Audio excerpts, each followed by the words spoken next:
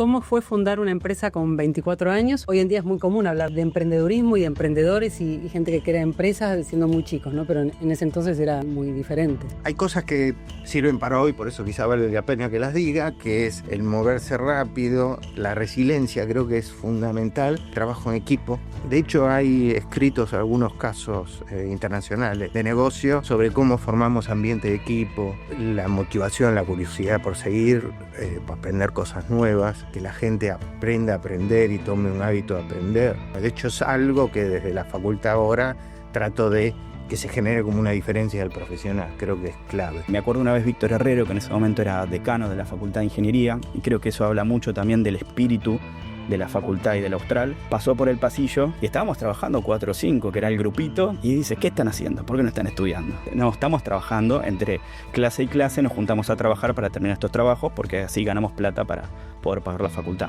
Y al otro día me llama, me dice, mira, nosotros tenemos la idea, la visión de poner una incubadora. Ustedes quieren ser la primera incubada, porque una incubadora no es un edificio, ni siquiera es el conocimiento, son los proyectos y atrás de los proyectos están las personas. Entonces necesitamos personas. Y mientras que me estaba formando académicamente, poder hacer el propio proyecto. Así que ahí nace también la incubadora de ingeniería con nosotros adentro. Ya nacimos los dos juntos. Y si te digo, si existiría Sirius Software sin la Austral, no existiría Sirius Software tampoco.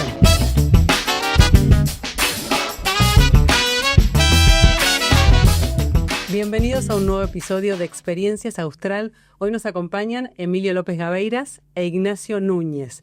Emilio es decano de la Facultad de Ingeniería. Además de ser ingeniero, fue designado académico número de la Academia Nacional de Ingeniería.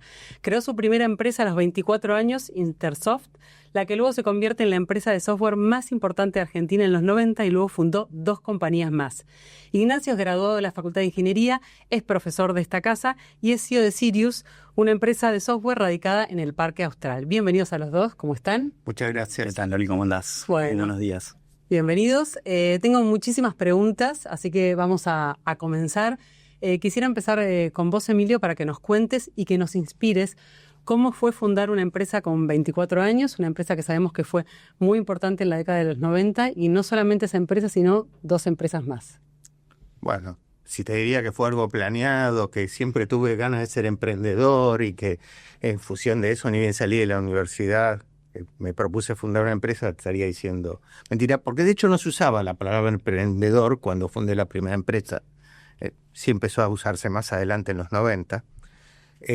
Con lo cual fue más la sensación. Antes de fundar la empresa trabajé como empleado en una empresa privada y ahí empecé a sentir la necesidad de hacer algo distinto. Entonces eso fue lo que me motivó. Tenía un socio que luego fue socio mío durante muchos años.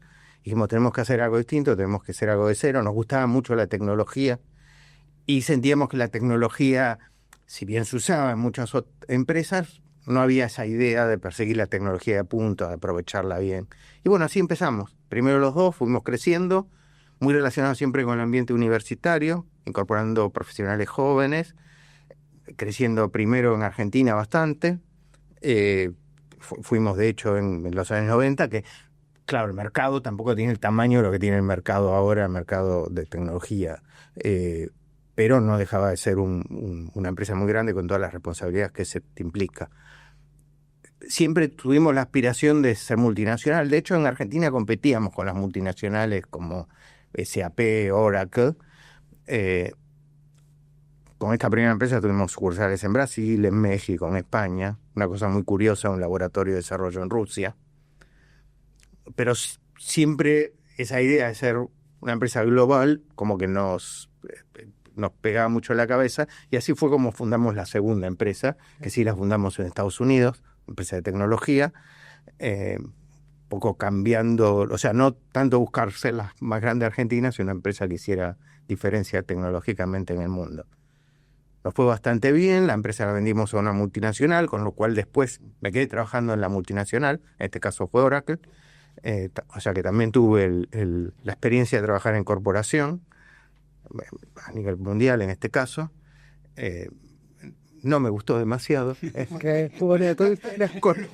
Terminé fundando la tercera empresa. ¿Y ese camino fue fácil? ¿Qué desafíos tuviste que enfrentar, digamos? Porque decías, hoy en día es muy común hablar de emprendedurismo y de emprendedores y gente que crea empresas siendo muy chicos, ¿no? Pero en ese entonces era muy, muy diferente. Era muy diferente. Y extraño, ¿no? Era extraño, había que aprender un montón de cosas.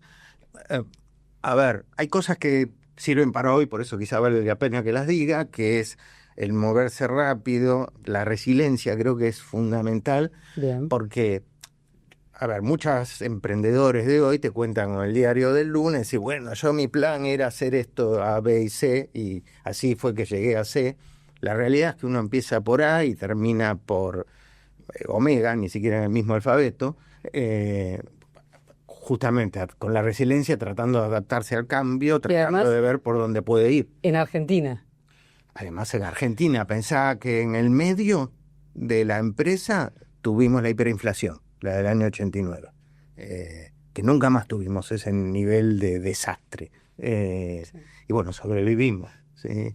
Después de los 90, afortunadamente vinieron muchas empresas con las privatizaciones, eso por ejemplo nos sirvió, pero claro, también vino después la competencia internacional fuerte, que antes no existía tanto en Argentina, con lo cual fueron un montón de cambios. Volviendo a lo que te decía antes de cosas que aprendimos que pueden servir hoy, bueno, te decía la resiliencia, te decía el trabajo en equipo. Nosotros, de hecho, hay escritos algunos casos internacionales de negocio sobre cómo formamos ambiente de equipo. Creo que eso es, bueno, de hecho es algo que desde la facultad ahora trato de que se genere como una diferencia del profesional. Creo que es clave. La motivación, la curiosidad por seguir, por aprender cosas nuevas, que la gente aprenda a aprender y tome un hábito de aprender. Bueno, hay muchas cosas. Y ahora, en tu caso, Ignacio, sos graduado de la Facultad de Ingeniería, sos profe de esta casa. Sé que Sirius nace en la incubadora austral y me gustaría que nos cuentes cómo fue esos inicios de Sirius y cuál es el escenario actual de la empresa. Sí, Sirius nace en la incubadora de la Facultad de Ingeniería, que de hecho yo diría que la incubadora de la Facultad de Ingeniería nace con Sirius. Es una anécdota muy divertida porque el informático de por sí, como dice Emilio, nunca se planteó vamos a hacer una empresa. Yo tuve que trabajar desde los primeros años para poder pagar la facultad. De hecho, tenía muy generosamente una beca del 50%, del 60%. Bueno, ¿cómo hacemos con el otro 40%? Entonces yo, entre lo que era mis estudios en la UBA, que hice el CBC, y la Austral, me tomé un año, pero no sabático, sino para trabajar. Vendía autos usados, lo limpiaba primero y después lo vendía, de un upgrade a la mitad, y había ahorrado plata. Me sirvió para hacer el primer año, un primer año fantástico, una mitad de segundo año y de golpe me quedé sin nafta. Y empecé a trabajar justamente con los conocimientos que tenía, al estar estudiando universitario, en una empresa de software.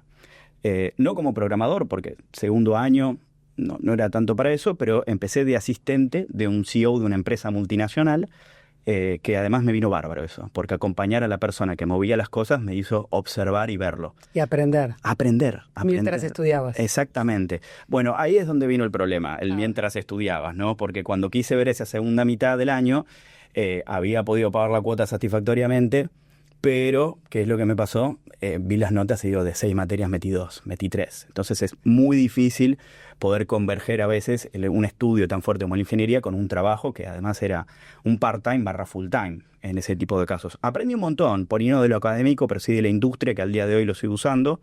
Pero también ahí me replanteé un poco. De hecho, cuando el CEO de esta empresa le digo, mira, este año no lo voy a poder hacer porque mi objetivo era claro. Yo quiero ser ingeniero. Necesito ser ingeniero para poder hacer la carrera que quiero, necesito esa formación de base.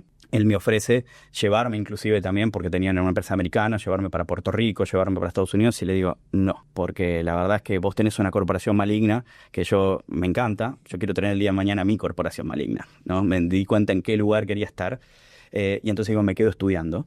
Entonces con esa plata que había ahorrado pude hacer un año más. Claro, en tercer año volvió al mismo problema, empezó la rueda de vuelta. Pero para ese entonces ya tenía algunos skills informáticos que me permitía hacer pequeños trabajos freelance. Manejar tus horarios. Exactamente, ¿no? Y además, como freelance ya no es para otro, sino siempre había alguien que necesitaba una página web, Esas primeras aplicaciones que hicimos es desktop, ¿no? O sea, para que veas también, no se hablaba de lo móvil, pero empezamos también con la parte móvil. Las páginas web tenían otra tecnología, entonces había mucho recambio del HTML estático, estas páginas que eran más dinámicas con JavaScript, y empezó a crecer el negocio, por así decirlo. Y me acuerdo una vez Víctor Herrero, que en ese momento era decano de la Facultad de Ingeniería, y creo que eso habla mucho también del espíritu de la facultad y del Austral, pasó por el pasillo en donde estaba la mesa de ping pong, no sé si sigue estando ahora, ¿no? Ahí donde están los lockers para la comedia austral, y estábamos trabajando 4 o 5, que era el grupito que estábamos estudiando, y le digo, muchachos, tengo este trabajo, podemos pagar tanto. Y dice, ¿qué están haciendo? ¿Por qué no están estudiando? No, Víctor, coronel, no, dice que no, estamos trabajando entre clase y clase, nos juntamos a trabajar para terminar estos trabajos, porque así ganamos plata para poder pagar la facultad. Se ve que eso le quedó dando vueltas por la cabeza, y al otro día me llama, me dice, mira, tenemos la idea en Plaza Transferencia, se está construyendo, y nosotros tenemos la idea, la visión de poner una incubadora. Ustedes quieren ser la primera incubada, porque una incubadora no es un edificio, ni siquiera es el conocimiento, son los proyectos, y atrás de los proyectos están las personas. Entonces necesitamos personas. Por supuesto, para mí, ¿qué te parece? O sea, estar dentro de la universidad, las mismas condiciones que yo necesitaba para continuar y terminar los estudios, más un upgrade. El espacio, el coaching, el hecho de poder trabajar en conjunto con el resto de las unidades de transferencia que estaban funcionando en ese momento, mecatrónica, metrología. Fue como pasar a la unidad de transferencia tecnológica, propiamente dicho, y mientras que me estaba formando académicamente, poder hacer el propio proyecto. Así que ahí nace también la incubadora de ingeniería con nosotros adentro. Ya nacimos los dos juntos. ¿El grupo cuántos eran, Ignacio? Empezamos dos. Empecé con el Topo. Emilio lo conoce muy bien, fue alumno de él, también empleado, una persona que es brillante. Él me enseñó, es al día de hoy que todavía, 10 años después, él ya no sigue los caminos, se fue con Emilio, era muy difícil decirle que no a Emilio. Yo porque no tenía mucho que ofrecerle a Emilio, la verdad que era eso, pero la verdad que es uno de los mejores técnicos que llegué a conocer, pero además una persona muy inteligente. Y me acuerdo en un momento que con Javier me enseñó, el Topo, perdón, le saqué la mística, se le dio el nombre, pero con el Topo me dijo 2 cosas que al día de hoy todavía me quedan en un emprendimiento. Primero me dice, mira, para que algo funcione necesitas 2 tipos de personas, alguien que dice y alguien que hace. Déjame a mí hacer y vos andá a decir. Digo, vos sos bueno para las ventas, sos bueno para armar los productos, sos bueno con el cliente, para desarrollar las ideas. Déjame a mí la parte para que funcione bien. Y entonces ahí como una premisa en la cual se fundó Sirius, es decir, respetar los trabajos de cada uno, ¿no? Máxima cohesión, mínimo acoplamiento. Entonces confiamos plenamente en que yo iba a buscar el mejor cliente, iba a buscar el mejor producto para desarrollar, y yo sabía que el Topo iba a ser lo mejor de ese producto. Y eso creo que hizo que no nos peleemos. En los 3 años, inclusive la salida de él, digo, Topo, si hay algo que me arrepiento es que no tengo una buena historia de contar cómo te fuiste. Porque me hubiese encantado saber que nos peleamos, revoleamos las cosas, no te voy a dar nunca más. Es al día de hoy que nos juntamos a comer 3 veces por año y lo quiero un montón, porque siempre tuvimos las cosas muy en claro. Qué bueno. Y la segunda es cuando empezamos a crecer, a falta de dinero la mayoría empieza a asociar. Entonces dice, bueno, te asocio a la empresa. Y junta socios porque no tenés plata para sueldo. Y el Topo me dijo, no. Si querés, prometele el sueldo futuro, decirle que va a riesgo, paguémosle un poquito más de lo que paga como algo de freelancer para aceptar el riesgo, pero las decisiones las tomamos entre nosotros 2. Porque la velocidad y la toma de decisiones en un proyecto es fundamental. Mientras más grande es la mesa y más al principio, más difícil es ponerse de acuerdo, más difícil es ser rápido y más fácil es pelearse. Entonces te diría que eso fue fundamental. Pero si hoy me preguntás si yo concibo no solo mi vida, sino la de más de 150 personas y familias que trabajan, sin Sirius Software te digo que no. Y si te digo, si existiría Sirius Software sin la Austral, sin ese decano cercano a los alumnos que pasa por el pasillo, que dijo, ¿qué están haciendo? Vengan, tengo un proyecto para ustedes, los ayudo. No existiría Sirius Software tampoco. Ahora, la pregunta para Emilio tiene que ver con cómo se puede formar un ingeniero en Argentina, teniendo en cuenta que la vida media del conocimiento tecnológico es de 18 meses. Que cuando escuché eso casi me quedé así helada. Acelerando. Sí. O sea, disminuyendo. Sí. En el 60 era de 18 años, para que nos demos una idea. Si te lo digo resumido, no se puede en principio, porque sería como absurdo, es una carrera de ratas. Porque para hacerlo un poquito más grave, encima es del conocimiento en una tajada del conocimiento y a lo mejor lleva una vía muerta. Y después hay que cambiar porque esta tecnología en particular no siguió y siguió otra distinta. Con lo cual es como que tenemos que cambiar la cabeza. Hay una respuesta rápida que es la que más se escucha hoy en día, que es la idea de planes curriculares flexibles, la idea de las microcredenciales, del lifelong learning, que está bien, pero yo creo que es una partecita solo del problema. O sea, si nos focalizamos en eso, vamos a mejorar algo, eso va a existir claramente, pero creo que hay otro problema o otra forma de pensar esta distinta, que es decir, dejemos de preocuparnos tanto por el transmitir conocimientos técnicos concretos. Dejemos de pensar en la universidad como algo que llena la cabeza de la gente con conocimiento, que es algo muy propio, no de la universidad históricamente desde sus comienzos, sino más bien desde la Revolución Industrial para acá. De la Revolución Industrial para acá, o sea, estamos hablando 200 y poquito de años, ¿cómo fue tirando el tema? El tema fue tirando las empresas que iban cambiando, que precisaban nuevas habilidades, tiraban de alguna manera de la universidad. Uno iba a la universidad con la idea de capacitarse para conseguir trabajo, ese trabajo lo definía el mercado, detrás de eso surgían las materias, de las materias concretas para cubrir eso surgían los prerequisitos, y así se armaba el plan de estudio. Claro. Y lo hemos armado así durante todos estos años. Y no nos sirve porque esto es lo de la punta, lo que tiran las empresas, lo que tiran hoy. Esa misma empresa va a precisar, si existe, o sea, si es lo suficientemente rápida para adaptarse al cambio, va a precisar algo distinto el año que viene. Entonces, ¿qué hacemos? Mi respuesta es decir, back to basics. Pensemos para atrás. Pensemos en qué era distinto un Da Vinci, en qué era distinto Newton, en qué era distinto Einstein. No eran personas que se habían capacitado en cosas muy concretas. Eran personas que tenían un conocimiento amplio que iba no solo de la matemática, la filosofía, lo más técnico, sino al arte, a la filosofía. O sea, Newton tiene libros de filosofía. Claro. ¿Por qué creo que eso es importante? Porque creo que eso sí se puede seguir enseñando. Y yo lo veo como los cimientos. Una persona, o sea, yo veo pensar en el ingeniero como una persona que tiene la cabeza formateada como ingeniero y que ve al mundo distinto, ve al mundo tratando de comprenderlo, poder simplificarlo, poder analizarlo, poder entender las cosas, poder un problema descomponerlo en problemas simples, bueno, ser riguroso en sus pensamientos. Entonces creo que eso es lo que nos tenemos que preocupar por formar. Agregado a eso, otras habilidades que aparte tienen mucho que ver con el ideario de la universidad, como los principios éticos, el propósito para el que hacemos las cosas, el trabajo en equipo, que lo nombré algo. Arriba de eso, de esa base, ya con esa base una persona se puede adaptar a cosas totalmente distintas. Para arriba de esa base, cosas más genéricas, ámbitos del saber particulares, como puede ser desde la salud, a la mecánica, a la ciencia de la computación, y sí, como frutilla del postre y con flexibilidad y con lifelong learning, los conocimientos técnicos concretos. Pero con esa idea, para mí es lo que estamos tratando de planear para el futuro en la universidad, como idea de los planes de estudio que vayan más por ese lado.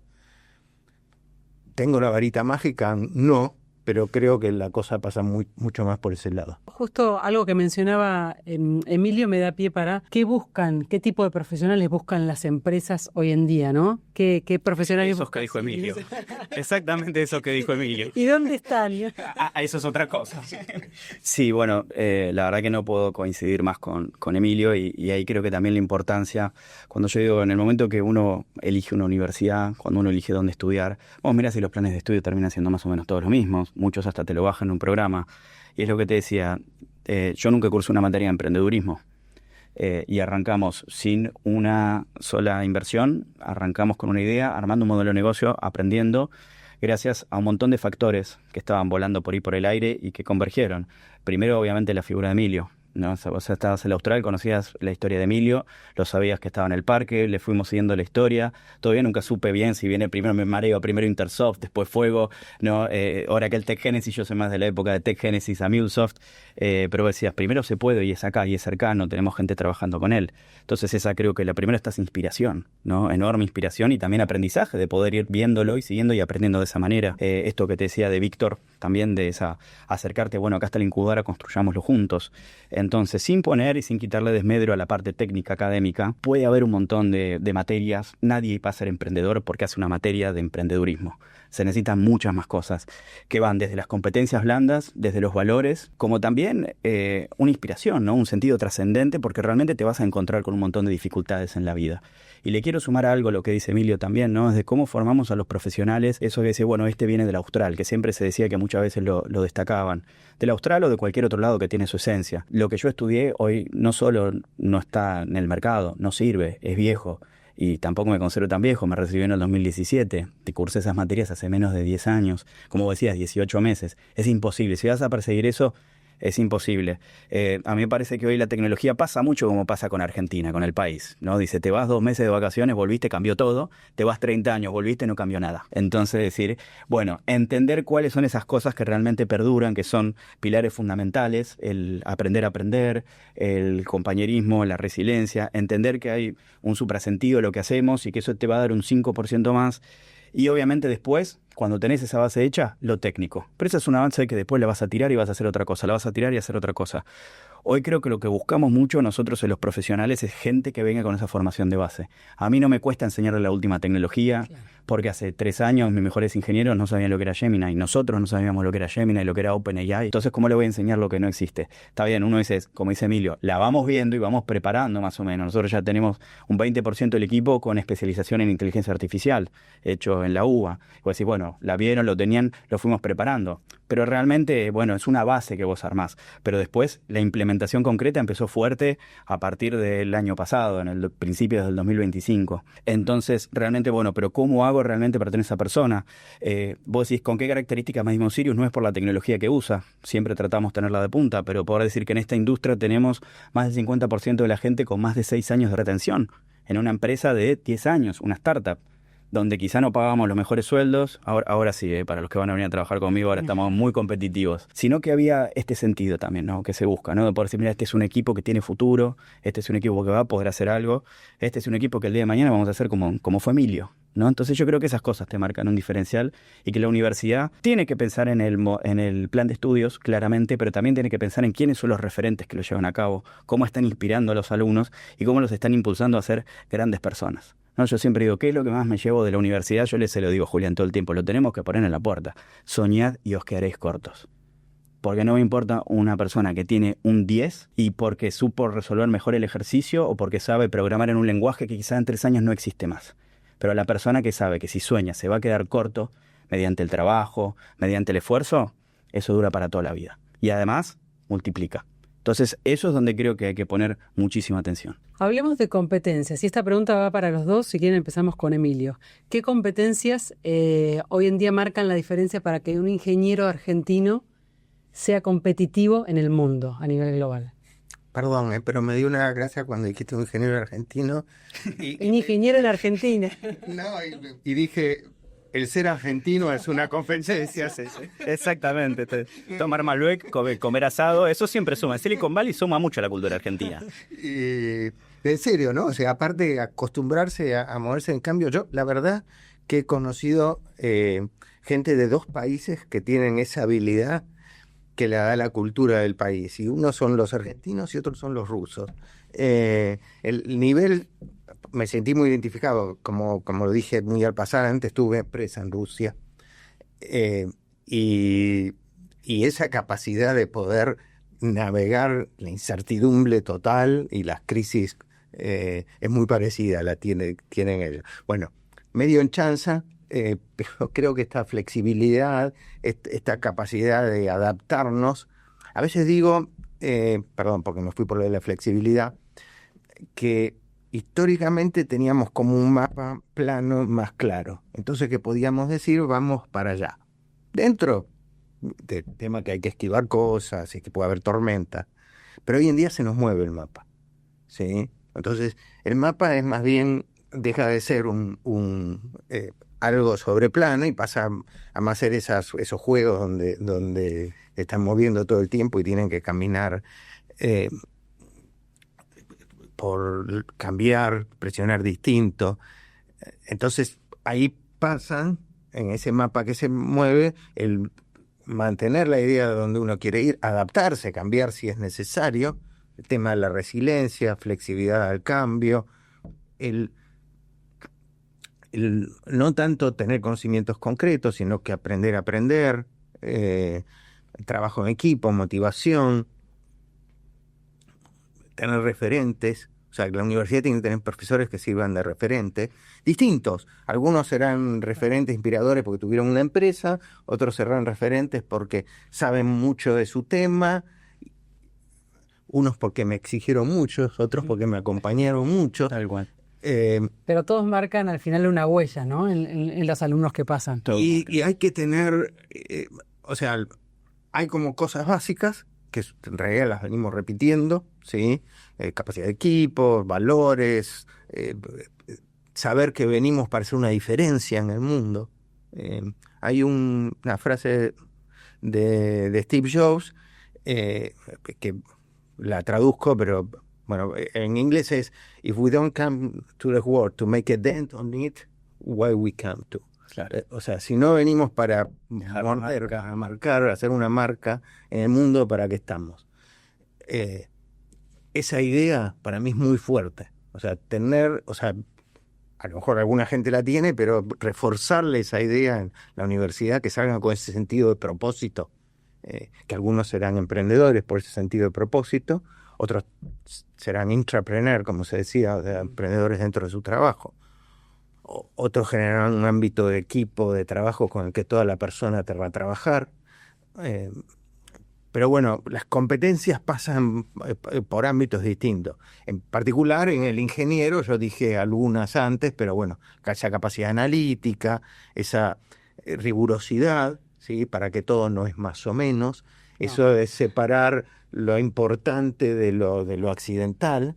En general los ingenieros vemos un problema y nos tiran un montón de datos y decimos, no, todos estos datos no me sirven.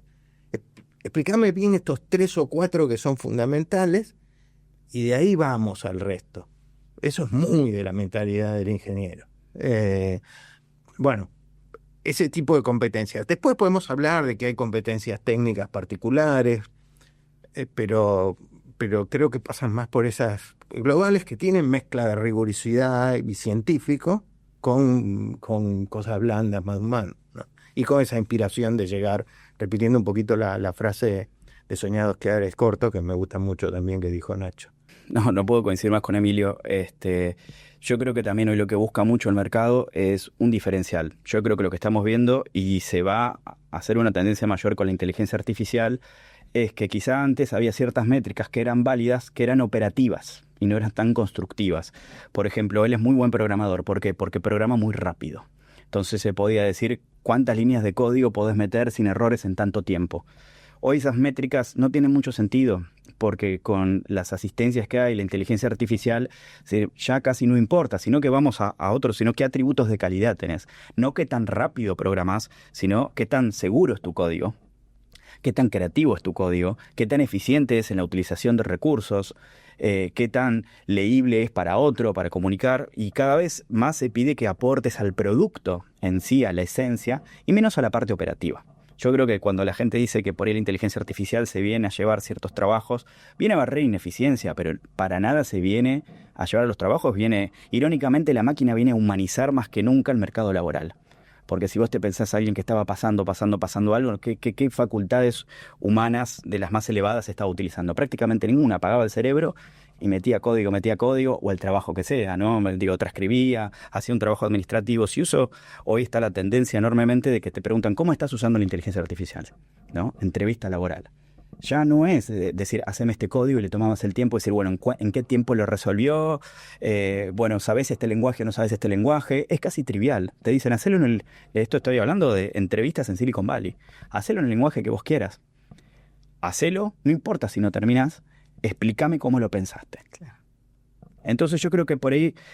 Ahí está tu parte. Exactamente, porque Tu diferencial. el lenguaje cada vez, la verdad es que es más sencillo cada vez programar, ¿no? Me imagino de cómo evolucionamos de la persona que metía las tabletas perforadas en una máquina, al que después iba en Assembler, en bajo nivel, C, a los lenguajes que hay hoy, que es casi un lenguaje casi natural, es hablarle, ¿no? Distintos paradigmas, y más ahora que además hay una máquina, una inteligencia artificial haciendo parte de nuestro trabajo en el medio. Entonces, acá es la decisión con qué persona me estoy relacionando. Antes por ahí había una componente de máquina en el mercado laboral, dice, no, pero este es rapidísimo, este lenguaje lo sabe un montón. Hoy no sé si eso es tan importante, sino más bien poder explicar por qué lo hiciste y si entendiste las cosas de fondo. Entonces ahí coincido, y atrás de eso viene justamente más la parte personal, ¿no? Que además hay un choque cultural importante, algo que tiene este mercado que te deja viejo enseguida. Y por ejemplo, hoy poder también explicarles desde la parte formativa de la universidad, decir, yo no voy a contratar un pasante como era antes en 6 meses, porque justamente las cosas que hay que enseñar llevan más tiempo. Enseñar un lenguaje en 3 meses, si sabías un lenguaje, enseñarte otro similar, ya estabas nadando como pez en el agua. Enseñarte a ser un líder de equipo, a tener pensamiento crítico, a desarrollar un producto, tiene un ciclo de vida más extenso, porque lo tenés que vivir, tenés que fallar, te tenés que frustrar, te tienen que corregir, tenés que volverlo a hacer, probablemente volver a fallar, y después volver para atrás y volverlo a hacer, y quizá después de 2 años adquiriste esa habilidad. Es decir, el camino profesional aceleró gran parte, la quitó, pero ahora quedó la otra parte que tarda más tiempo. Entonces decir, yo tengo un pasante que le tengo que decir, mira, si no te vas a quedar por lo menos 2 años en la empresa, y me mira el centennial y dice, 2 años. Es una vida.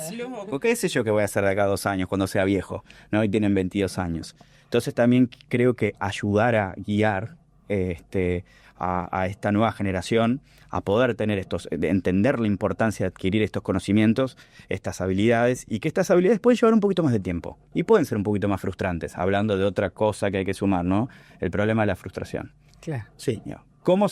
Emilio, con la experiencia que vos tenés, ¿cómo se aprende a lidiar con personas? Equivocándote, acertando en algunas cosas, experiencia. No hay un manual que te diga, por más que hay algunos tips, por eso digo lo académico, no, cuando tenés que corregir a alguien, decirle 3 cosas buenas y una mala.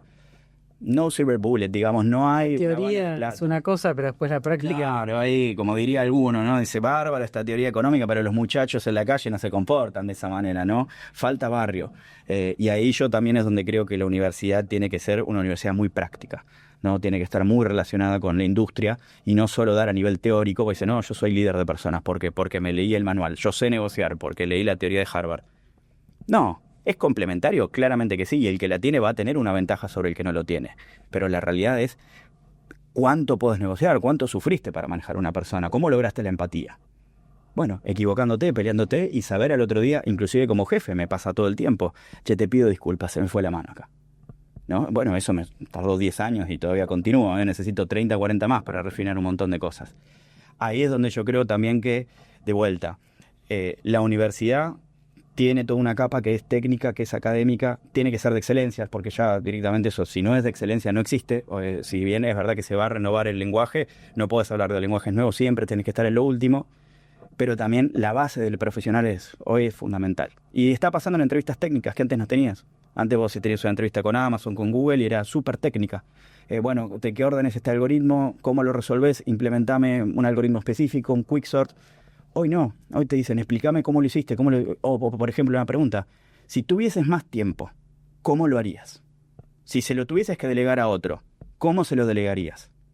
Cambió completamente el manual de instrucciones, y estamos hablando que es lo que nos gusta trabajar en Sirius y creo que es a lo que apunta la universidad. Estamos hablando siempre del mercado de alto nivel, claro, ¿no? Es decir, cómo estamos ahí, la Champions League, yo siempre le digo para que me entiendan, de la informática, que es Silicon Valley y sus derivados. Vamos del lado de los alumnos que vienen a la universidad, que van a la Facultad de Ingeniería. ¿Qué buscas? ¿Qué esperan encontrar, Emilio? A ver, hay que ponerse en la cabeza de un chico de 18 años. Entonces yo creo que hay como 2 cosas en el chico. Hay una idea más profunda, esa cultura, esas ideas está en los alumnos que atraemos nosotros, esa búsqueda del desafío, de algo distinto. Escuché el otro día que decían... bueno, si vos querés algo chic, elegí esta universidad X. Si querés estudiar en serio, elegiste la Austral. ¿Sí? El otro día alguien me preguntó, contestó algo por el estilo de que tan fácil era todo. Le respondí porque me salió de cosas, dice, "This is Sparta".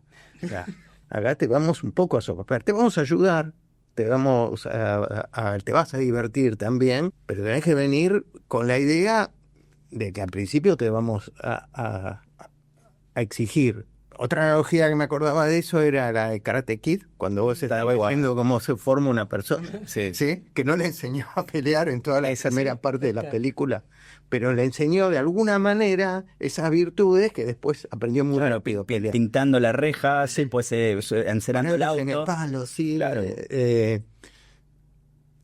Volviendo al alumno, yo creo que el alumno, si se lo dejas que lo escriba, te va a decir, no, porque a mí me gusta y yo me imagino haciendo tal cosa en el futuro, porque, no sé, me encantan los videojuegos y entonces quiero poder programar un videojuego, porque me gusta lo que hace mi tío, ¿sí? Y que está trabajando en una empresa X.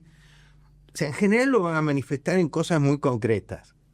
Que si lo llamamos para atrás, yo no quiero decir que tengan ese nivel de inmadurez, pero es el chico de 7 años que te dice quiero ser policía. Claro. ¿Sí? O sea, piensa en lo concreto. Pero yo creo que en lo profundo, ¿sí?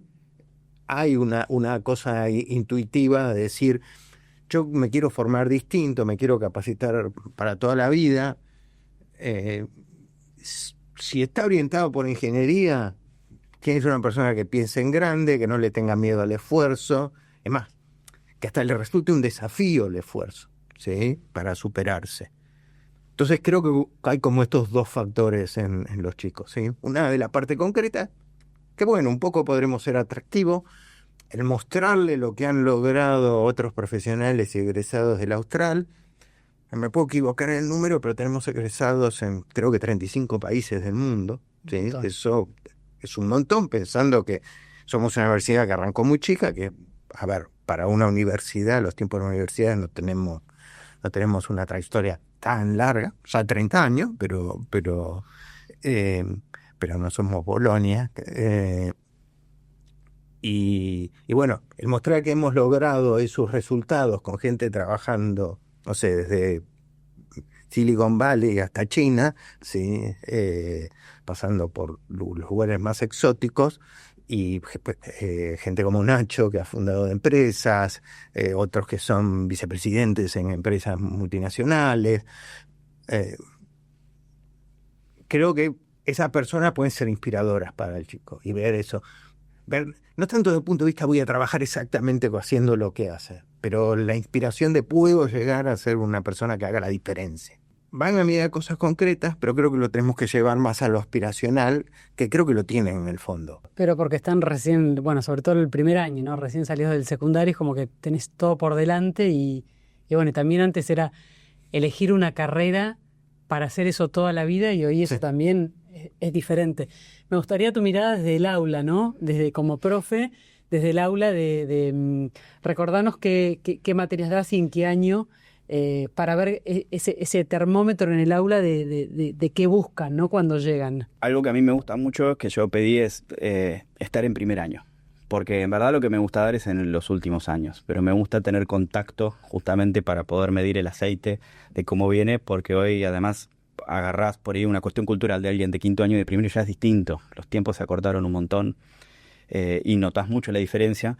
No hay que olvidarse, por más que me prohíban decir la palabra, yo me rehúso, digo que hubo pandemia también y cómo afectó también eso a algunas generaciones, que yo creo que se vio muchísimo en el aula, y a todos nosotros, no solo a los chicos, pero principalmente ahí, y veo una diferencia enorme, ¿no? De madurez en esos 5 años. Creo que el mundo también cambia muchísimo, y volviendo a Steve Jobs, que ya lo nombramos, que él decía, ¿no? La manera de ver el futuro para adelante en innovación es muy difícil, connect the dots. Es darse vuelta. Yo a veces cuando hago la analogía, digo, el camino del conocimiento no es un auto. En el auto vos seguís la ruta. No es un avión que seguís por instrumento o algo visual. En el medio del mar es un barco. Y el barco, a mí que me gusta navegar, te das vuelta y ves la estela que vas dejando. Y bueno, ahí ves si está yendo derecho, si está yendo chueco, porque no tenés centro de referencia cuando estás en el medio del río, en el medio del mar. Creo que el camino de la innovación es así, cuando vos mirás y decís, ¿y qué vas a ver si no existe? ¿No? Entonces mirás y es muy difícil. A veces tenés un centro de referencia, uy, apareció un poste, vamos para allá que por ahí está Capital, ¿no? Y entonces ahí vas viendo todo eso. Pero realmente para ver si estás navegando derecho tenés que mirar la estela. Y claro, vos decís una estela de que en 18 años es muy cortita, entonces les cuesta proyectar. Y yo creo que ahí, como dice Emilio, es cada vez más importante las figuras de estos postes, estas balizas, para poder diciendo, bueno, anda yendo para donde vos creés que vas a ser feliz, que vas a poder hacer un cambio. Introducción a ingeniería en el primer año está buenísimo porque encontrás a los chicos que están viniendo recién del secundario y les puedes hacer estas preguntas que vos me haces, ¿no? ¿Qué esperan de la carrera? Y a veces te puedes encontrar cualquier cosa. Está el que viene a estudiar porque el padre es ingeniero, entonces sigue ese lado, o porque, como dice Emilio, yo voy a hacer ingeniería informática porque me encantan los videojuegos y voy a hacer videojuegos. Hasta que te das cuenta que lo lindo está del otro lado, ¿no? Como comunicadora es lo mismo, la película es linda verlo. Jugar. Cualquiera que ha pasado por un set de filmación sabe que es una tortura. Hacer un videojuego tiene un nivel de complejidad enorme, es como hacer una película. Pero codeando, hay 150 personas codificando, más si va a ser clase A. Es un trabajo muy tortuoso. Por ahí vos decís, bueno, jugarlo es lindo, quiero hacer esto. Pero bueno, vas tomando la madurez también en la carrera. Entonces por ahí en primer año veo eso. Después doy emprendedores en últimos años. Porque me parece que ahí más bien es agarrar algunos conceptos básicos que por ahí a mí me hubiese gustado saber.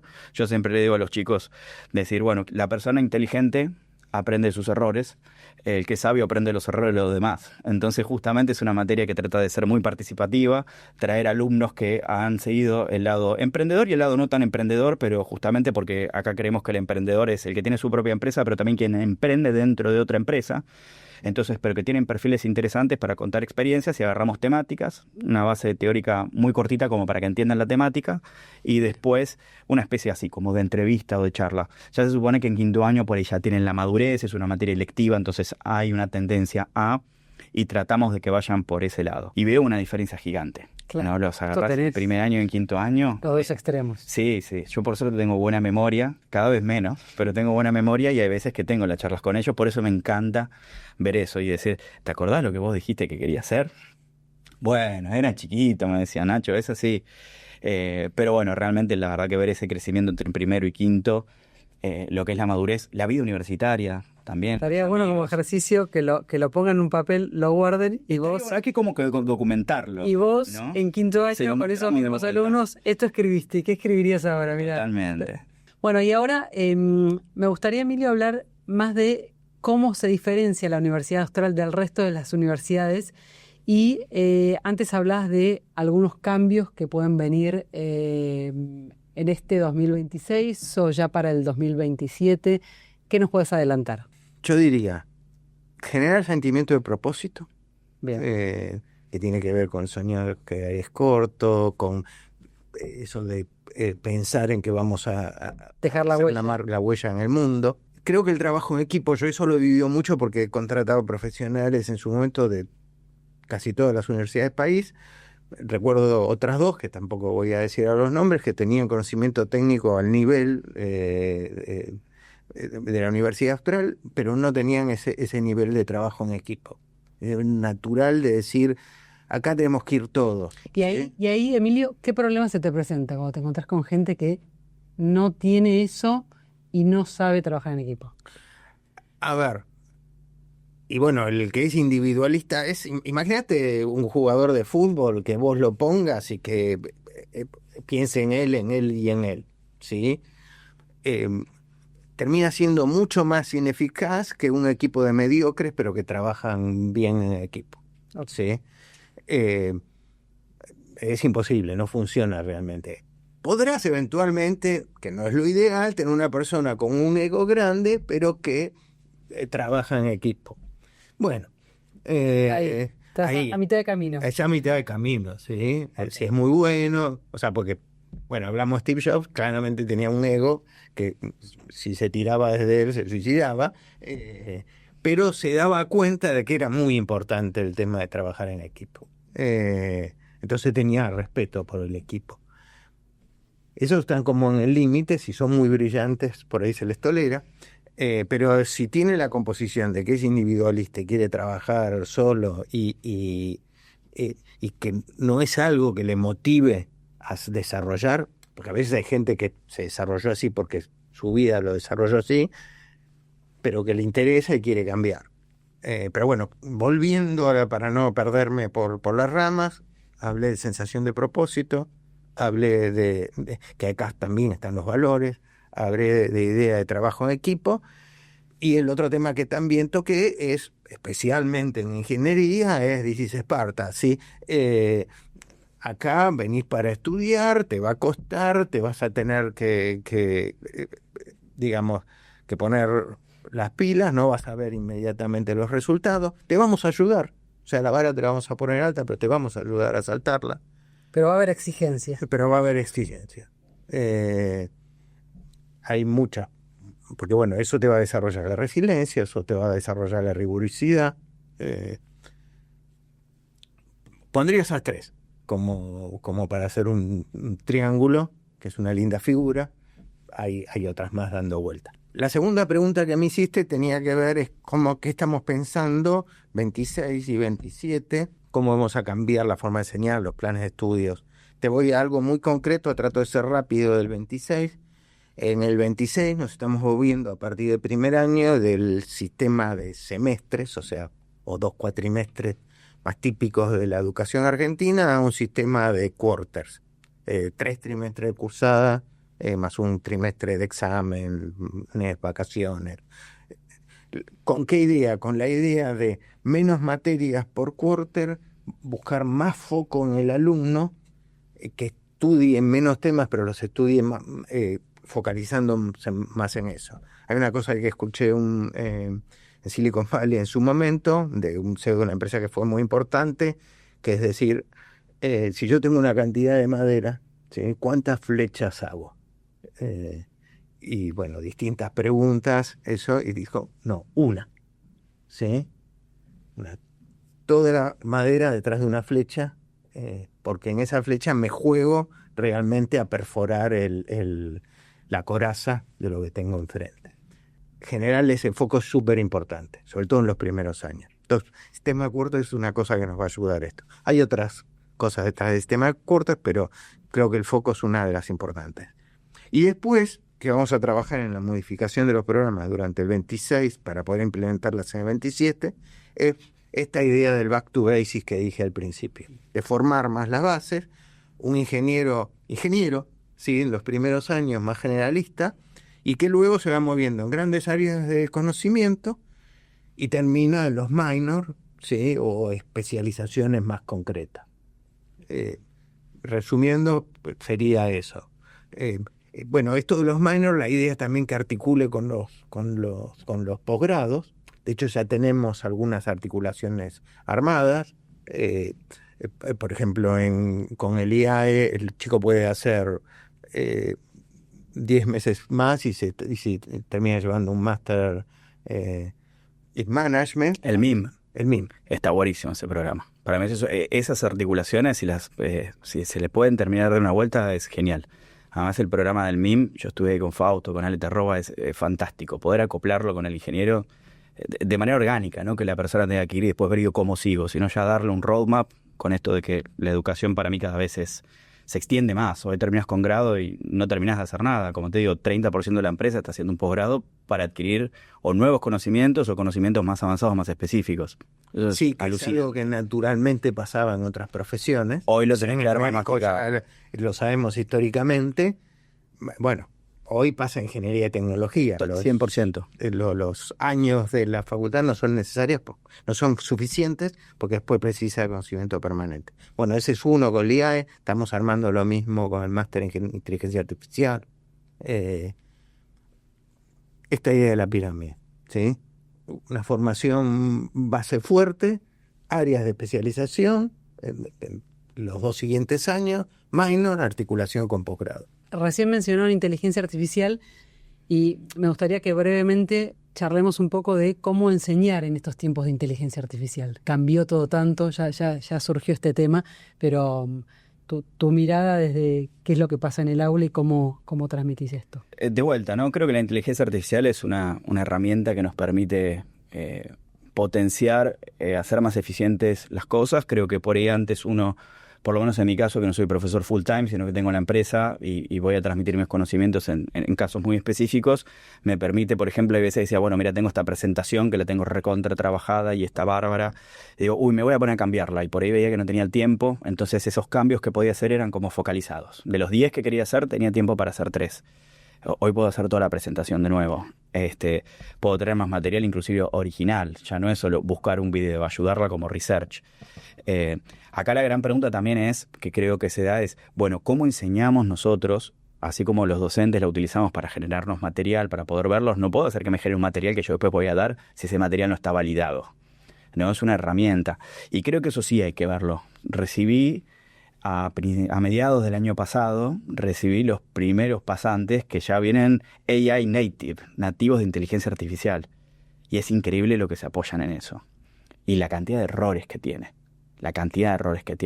Y entonces vos decís, mira, me cambia a mí también gran parte de lo que antes era enseñar a hacer algo. Ahora ya no es más enseñar a alguien que no sabía, le dabas el conocimiento. Cambió. Es corregir el conocimiento, porque el conocimiento ya está dado. Y muy probablemente ya vengan al aula con el conocimiento porque estas herramientas de asistencia son muy fáciles de utilizar.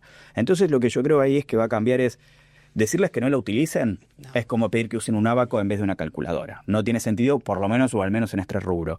Habrá para algún caso específico en el cual vos decís, mira, programame en papel porque quiero que veas esto, pero es para algo muy puntual.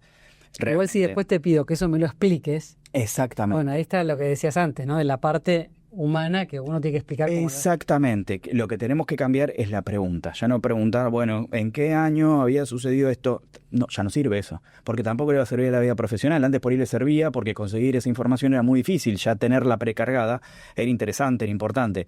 Hoy no. Ahora la pregunta es el distinto. Es mucho más el por qué, el para qué. Entonces yo creo que ahí en el aula lo que tenemos que hacer es, primero, no empezar a prohibirla. Por lo menos yo no soy de los que lo regula o lo prohíbe, eso es tapar el sol con las manos. Al contrario, hacer un buen uso y un incentivo de esas herramientas, facilitárselos. Hay un programa, sé que Google a la facultad le dio, que tiene Gemini 3.5, que es lo último acá en este año, completamente gratis para sus estudiantes, al menos por ahora por un año. Ahí después las autoridades picantes, a los que tienen contacto en Silicon Valley pedirán que sea para toda la carrera o veremos, pero realmente es darles acceso inclusive a tecnología especializada. Es decir, no solo decirle no la usen, sino que úsenla por 5, por 6. Y el docente empezar a entender cómo con estas nuevas herramientas tiene que cambiar lo que estaba enseñando. No es solo transmitir el conocimiento, sino más bien empoderar ese conocimiento y hacer que se haga propio. Porque si no, ¿qué es lo que va a pasar? Lo que me está pasando a mí ahora. Dice, ¿cuál es la respuesta? Ah, sí, ya la tengo, es esta. Le digo, pero esto está mal. No sé, es lo que me dijo inteligencia artificial. Mira, para preguntar si la inteligencia artificial se la preguntaba yo. Te lo pregunté a vos, ¿no? No le podés echar la culpa a tu asistente. Es como el perro me comió la tarea, ¿no? Es un animal, esto es una herramienta. Entonces yo creo que ahí el gran desafío es cómo estamos incorporando esta tecnología sin prohibirla, sin sobrelegislarla, y más bien entender el output que le genera a la persona y entonces ver qué es lo que tenemos que enseñar específicamente. ¿No? En el caso, como se decía antes, por ahí el ejercicio que llevaba más tiempo en mi materia de emprendedores de armar el modelo de negocio era mucho de empezar a escribir, a armar el modelo de negocio, hacer cuadros, gráficos. Hoy quizás eso lo prompteas y lo que antes te llevaba 2 semanas, ahora te lleva 1. Entonces les digo, las preguntas ya no van a ser, acá hay un error de tipeo, esto y lo otro. No, es explícamelo. No, hacelo, explícamelo. Y otra cosa, ahora tenemos una semana extra, porque lo que antes llevaba 2 semanas, ahora llevó 1. Así que este tema que me quedaba afuera, ahora va dentro. Eso es optimización realmente. Entonces yo creo que son esas 2 cosas. Primero, saberla utilizar y ser docentes en el pensamiento crítico y mediadores de la utilización de la información, por un lado, y después meter más contenido. Como decía Emilio, lo va a hacer más difícil. Mira, las personas que se preguntan en términos si las cosas son fáciles o difíciles no son personas interesantes, sino creo que es lo que nosotros querramos de nuestros alumnos. La pregunta es si es lo correcto o no es lo correcto, no si es fácil o difícil. Entonces, cambiarle el approach de esa pregunta a la otra, ya tenés un mindset distinto. Entonces, realmente decir, aprovechar esa eficiencia de algunas herramientas que antes llevaba más tiempo, que ahora van a llevar menos gracias a la utilización de estas herramientas, para ver qué contenido agregamos a nuestras materias. Y esto, de dividirlo, a mí cuando me lo contaron fue tan disruptivo, mirá que yo vengo de la innovación, que wow, ¿funcionará o no? Bueno. Me costó un poquito al principio. Lo digerí y después dije, sí, y hay que hacerlo. Y lo peor que puede pasar es que si no funciona, vamos para atrás. Sí.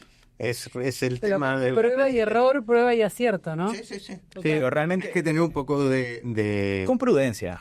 sí, prudencia, y por otro lado de la perseverancia mínima, porque siempre tenés la primera resistencia al cambio, los primeros errores, o sea, tenés que pasar eso, como para darte cuenta si es cuestión de seguir perseverando por este camino o te O adaptas. cambiar, totalmente. Bueno, creo que algo de sus inicios, que vos estuviste en los inicios de la universidad, tuvo que ver con esa innovación. Sí. Empezamos a ver orientación a objetos y lenguajes más modernos cuando la mayoría seguía en el método tradicional de ver otro tipo de computación. Y eso marcó 15 años, 20 años, que para nosotros fue diferencial completamente salir al mercado con ese conocimiento y no con el conocimiento de otras universidades. Y no solo era por el lenguaje en sí, sino por Sí, vamos por a una enseñar. forma de pensar. Es una forma de pensar, tal Sí. cual. Y me parece que ahora estamos en lo mismo. Sí. ¿No? Ya lo hiciste la primera vez, te lo piden la segunda. Vamos a ver que lo va a hacer la tercera. Hay que dejar qué increíble, qué vara que puso Emilio con todas estas cosas, ¿no? A mí me parece fantástico. Pero bueno, por eso también me parece espectacular eso, es decir, es un cambio de forma de pensar. Estamos transitando ese ciclo y estar listos para eso y hacer estos cambios no es menor, no es menor. La mayoría se paraliza. La verdad que estar andando la verdad que es espectacular, es admirable.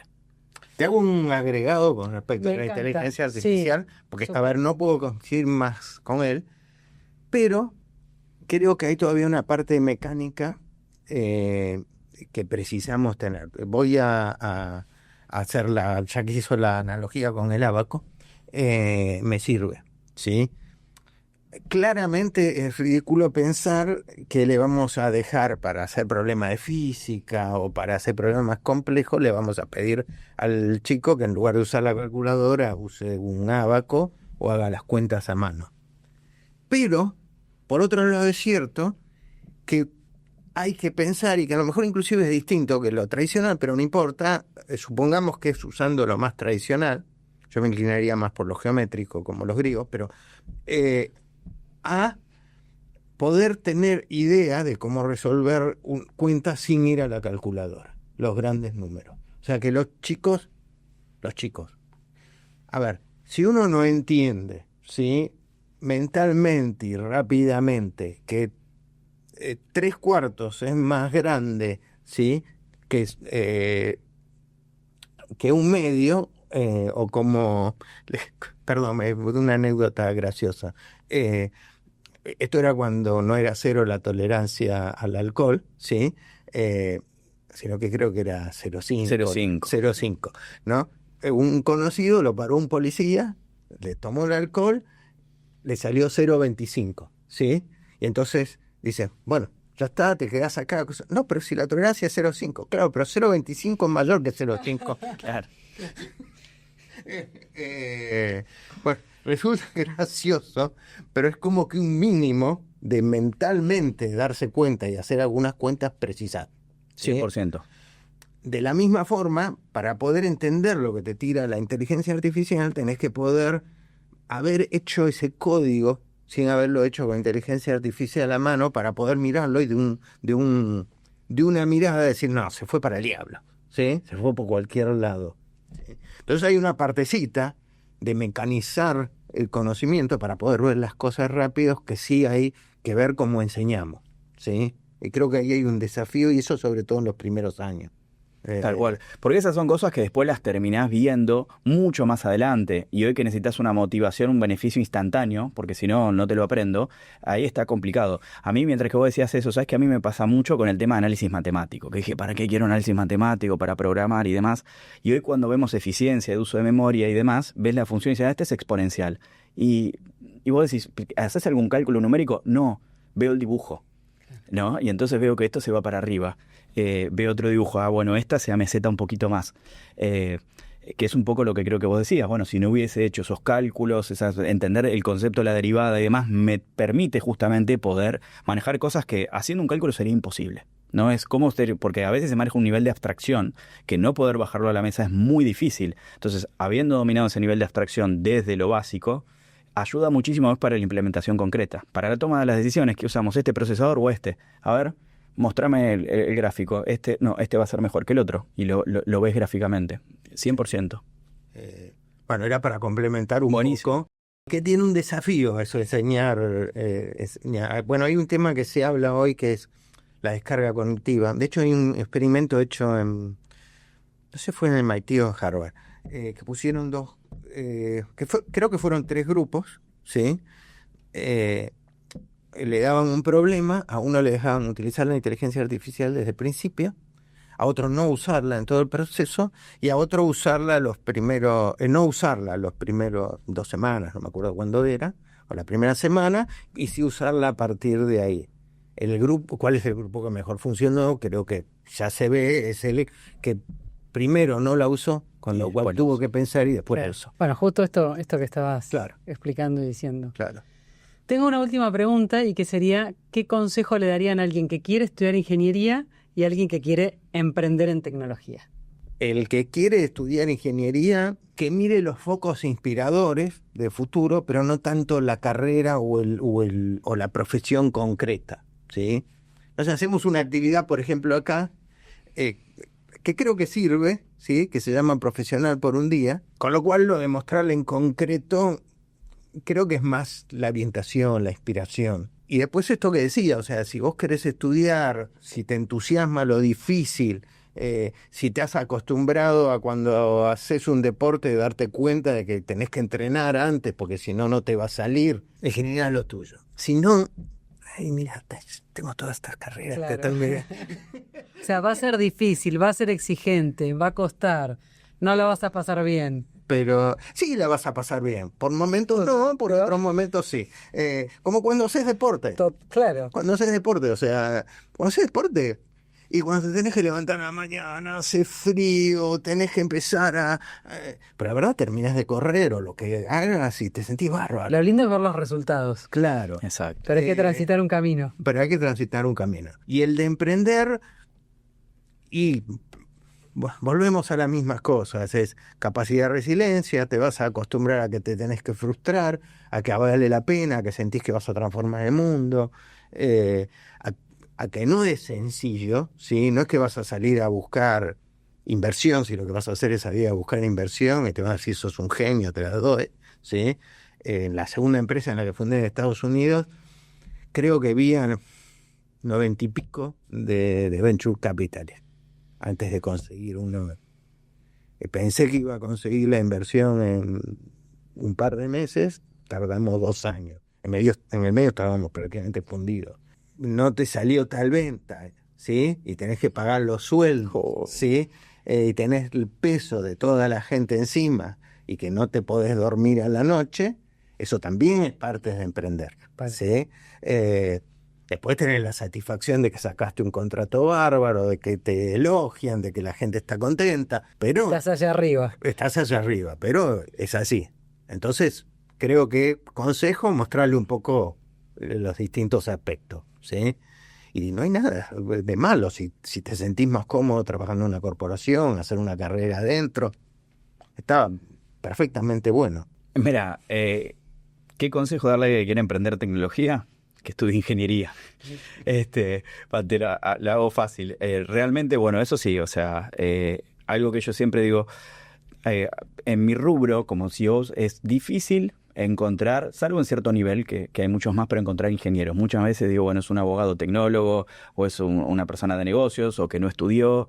Y realmente esa diferencia muchas veces cuando estás compitiendo a alto nivel, un 2% te marca una diferencia, ¿no? En la alta competición, en empresas, empresarias, cualquier diferencia mínima es la que te va a marcar el resto.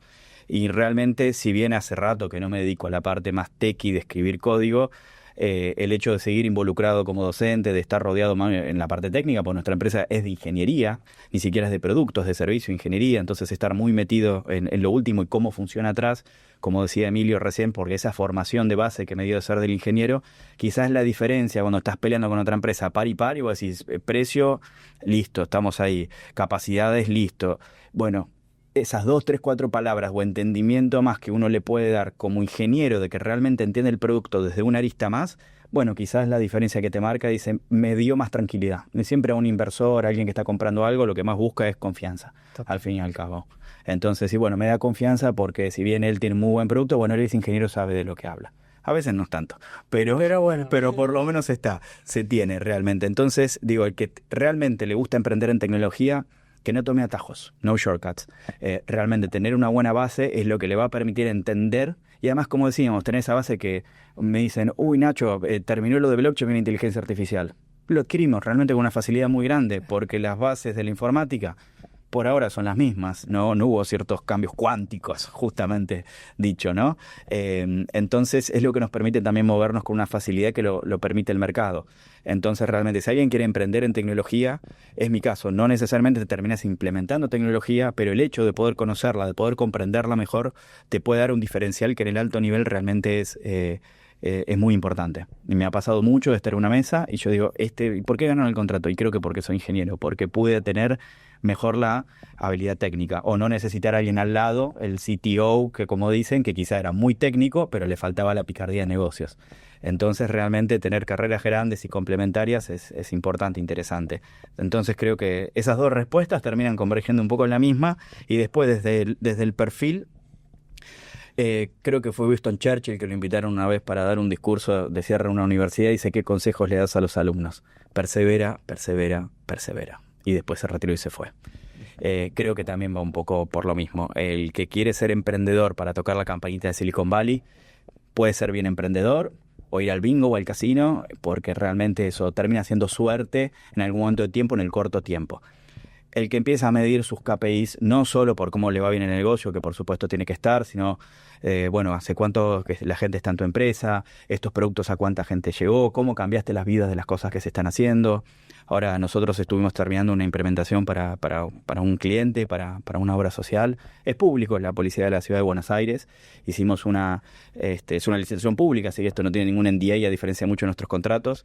Realmente con lo que me quedé de todo eso es más allá de que ahora está automatizado, tiene inteligencia artificial y además es la eficiencia que generó, que hasta ahora los que tenían la cobertura eran los 80.000 efectivos de la Policía de la Ciudad, de la Fuerza de Seguridad, ¿no? Que además es la gente que nosotros nos cuida. Gracias a esa eficiencia, lo que nosotros pudimos hacer, 30.000 personas más se pudieron incorporar, que son los cadetes, con los mismos recursos. Entonces, mirá qué transformadora que es realmente el poder que tiene la tecnología hoy en el mundo. ¿Me va a llevar a Wall Street ese proyecto? No. Pero va a hacer que un montón de las personas que están estudiando para mañana cuidarte a vos, a todos en la calle de la Ciudad de Buenos Aires, hoy tengan obra social. Bueno, acá estamos 10 años después, empezamos 4 locos en un pasillo del Austral, más de 150, en varias oficinas en Argentina, en California, viajando por negocios, hablando de robots humanoides y cómo empezar a traer esa tecnología para la Argentina. Nunca en ningún momento se me ocurrió decir, bueno, lo quiero hacer para tener mi jet privado. Realmente las motivaciones fueron mucho más humanas y mucho más cercanas. Entonces, realmente que tengan objetivos, que tengan sentido trascendente, que tengan un sentido personal y de corto y mediano plazo. Después lo que pasa en el futuro, bueno, si por añadidura el camino ese nos lleva a Wall Street, bienvenido sea. Pero no hay atajos para todo eso. Bueno, muchas gracias. Un placer haberlos tenido aquí en Experiencias Austral. Gracias. Gracias.